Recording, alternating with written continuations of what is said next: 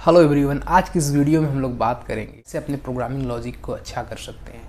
यानी जब आप किसी भी प्रोग्राम को बनाते हैं, यानी लॉजिक आपसे नहीं क्लिक करता, आप नहीं समझ आता आपको कि क्या करें क्या ना करें, तो आज मैं आपको कुछ 4 टिप्स देने वाला हूँ जिससे आपकी प्रोग्रामिंग लैंग्वेज बहुत ही इम्प्रूव होगी।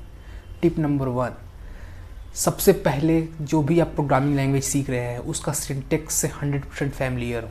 यानी आप जो भी प्रोग्रामिंग लैंग्वेज सीख रहे हैं, बिगिनर्स हैं तो आप सी या C++, आप थोड़े से इंटरमीडिएट हैं तो अगर आप अच्छे से प्रोग्रामिंग कॉन्सेप्ट सिंटेक्स को सीख लेते हैं तो लॉजिक बनाते समय आप प्रॉब्लम के हिसाब से उस सिंटेक्स को कैसे लिखना है वो समझ। सेकंड टिप ये है कि सबसे पहले आप अपने प्रोग्रामिंग कॉन्सेप्ट को बिल्ड कीजिए। मेरे कहने का मतलब ये हुआ कि जब आप बिगिनर होते हैं तो हमें बहुत सारी दिक्कतें आती हैं, जैसे बहुत सारे प्रॉब्लम्स आते हैं कि कैसे लूप यूज़ किए जाते हैं, क्यों लूप लगाए जाते हैं, क्यों इफ़ कंडीशन लगाया जाता है, इफ़ के बाद एल्स क्यों यूज़ किया जाता है, इफ़ एल्स कब यूज़ किए जाते हैं, या कब इफ़ के अंदर लूप लगाया जाता है या नहीं लगा सकते, वाइल लूप के अंदर इफ़ कंडीशन कैसे यूज़ करते हैं, ब्रेक कैसे यूज़ करते हैं, कंटिन्यू कैसे यूज़ करते हैं, फंक्शंस कैसे लिखते हैं, रिटर्न क्या। बहुत सारे कॉन्सेप्ट है प्रोग्रामिंग लैंग्वेज के जो आपको अच्छी तरह से फैमिलियर होना चाहिए।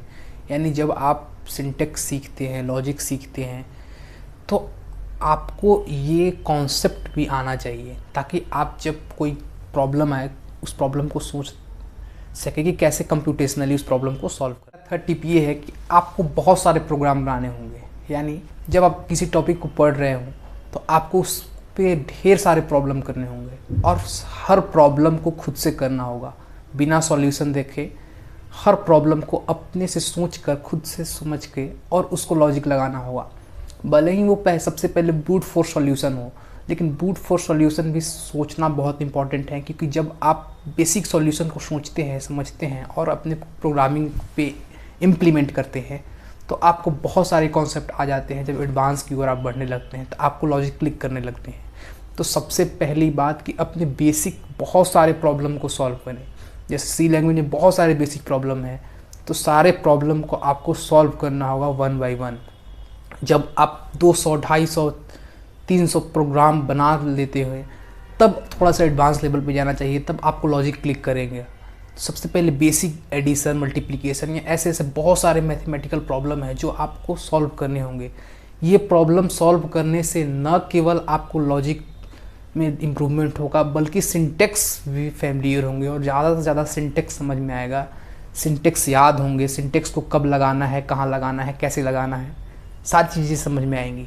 इसीलिए आपको बहुत सारे प्रॉब्लम को सॉल्व करनी चाहिए। मेरी चौथी और लास्ट टिप ये है कि आपको जब भी प्रॉब्लम आप सॉल्व करते हो तो सबसे पहले आप क्विट ना करें, क्योंकि जब आप क्विट कर देते हैं, थोड़ा बहुत लॉजिक लगाते हैं, सोचते हैं, तो आप फ्रस्ट्रेट हो जाते हैं उस प्रॉब्लम को और क्विट कर देते हैं, सॉल्यूशन देख लेते हैं। तो जब भी आप कोई यूनिक प्रॉब्लम सॉल्व कर रहे हो तो उसमें आप क्विट ना हो, यानी प्रॉब्लम को बीच में ना छोड़ें और बंद ना करें। किसी भी प्रॉब्लम को सॉल्व करने के लिए बहुत सारे तरीके होते हैं, तो आप उनमें से और कोई तरीका अपनाइए। जैसे एक प्रॉब्लम को एक तरीके से अगर सॉल्व ना हो रहा हो तो उसे अलग तरीके से सॉल्व करने की प्रयास कीजिए। आप कॉपी पे सबसे पहले अपने प्रोग्राम को बनाइए, क्योंकि जब आप कॉपी बनाते हैं और ट्रेस करते हैं, ड्राई रन करते हैं कि प्रोग्राम कैसे इंटरनली वर्क कर रहा है, तब हमें समझ में आता है कि हमारी प्रॉब्लम कहाँ है। तो जब हम प्रोग्राम बना रहे हों तो सबसे पहले कंप्यूटर पे नहीं बना के हम कॉपी पे बनाना चाहिए, क्योंकि कॉपी पे ही सारे कॉन्सेप्ट पता चलते हैं। वर्किंग फ्लो क्या है प्रोग्राम का, कहाँ पे प्रोग्राम फंस रहा है, कैसे प्रोग्राम टर्मिनेट हो जा रहा है, वो सारे कंडीशन सोचने होते हैं। उसके बावजूद आपको बेस के प्रॉब्लम को रखें और उसको सॉल्व करने की कोशिश करें, क्योंकि बहुत सारे और तरीके हैं और मेथड्स हैं जो प्रॉब्लम को सॉल्व करते हैं। और जब आप बहुत टाइम लगा के सॉल्व ना हो तो उसे छोड़ दें और उस प्रॉब्लम को अगले दिन या उसके अगले दिन ट्राई कीजिए एक नए अप्रोच के साथ। ये सारे अप्रोच बहुत ही फ़ायदेमंद है और ये सारे अप्रोच से फ़ायदे ज़रूर मिलते हैं, इसीलिए ये सारे टिप को ज़रूर ट्राई कीजिए।